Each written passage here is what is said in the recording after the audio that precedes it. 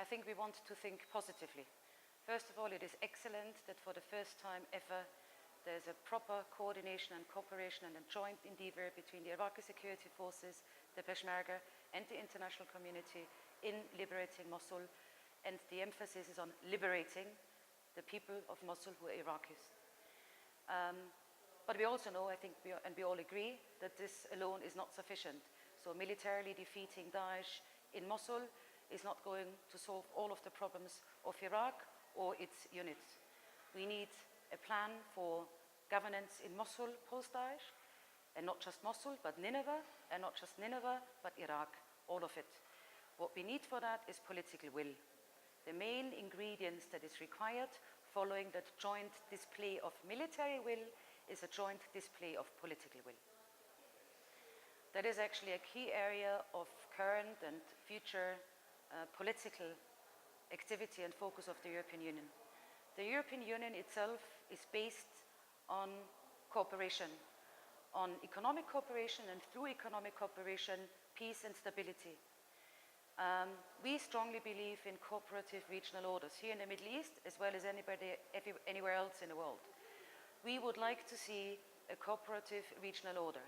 Now, we also realize that this is not happening overnight. It didn't happen overnight in Europe, and it is unlikely to happen overnight here in the Middle East. There are various threat perceptions and fears of the regional actors that need to be taken into account and that cannot be washed away.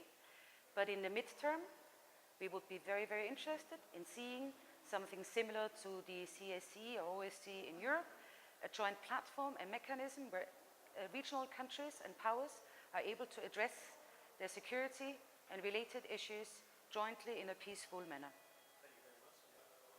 I think anybody could always do more, but I think we're maybe doing more than people are aware of. And maybe we are not always very good in sort of presenting, selling, and making visible all of the areas in which we're active and what we're doing.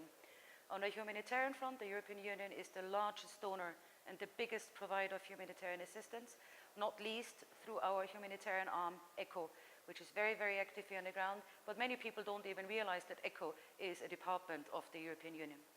We are active in stabilization in the liberated areas, both in order to serve Syrian refugees, Iraqi IDPs, but also the host communities to deliver immediate services required in the liberated areas.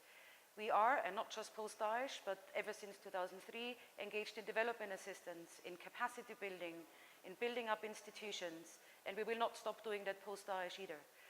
Post-Daesh, we have in addition a strong interest and offer, if you so want, to the Iraqi authorities and to the Iraqi Kurdish authorities to assist in public management of finances in order to create better functioning public services and public financial management. And in addition to that, I think we need to make clearer our own political interests. The European Union is not an NGO. It is not our main task to just help and assist. We also have our legitimate interests, and we want to have partners on all of the sides to work on our joint interests together.